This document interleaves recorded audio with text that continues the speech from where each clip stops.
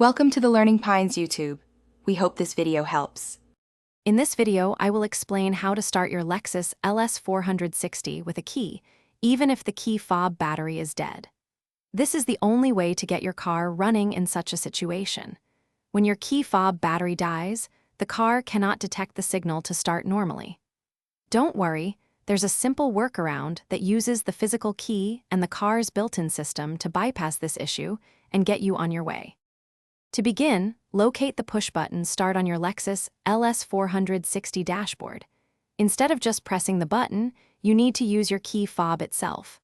Firmly press the entire key fob directly against the push button Start. This physical contact allows the car's system to read the embedded transponder chip inside your key, even without power to the fob's battery.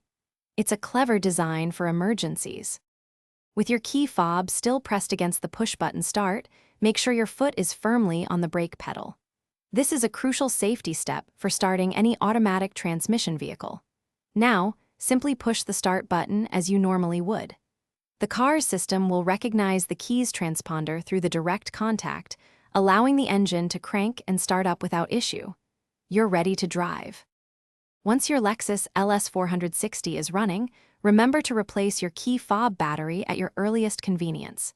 This method is a temporary solution, not a permanent fix. It's also a good idea to keep a spare battery in your glove compartment for future emergencies. For other great deals, and to check out the Owala water bottle, which helps you stay hydrated anywhere, please check the link in the description below. Thanks for watching. Thanks for watching. Consider subscribing if we helped you.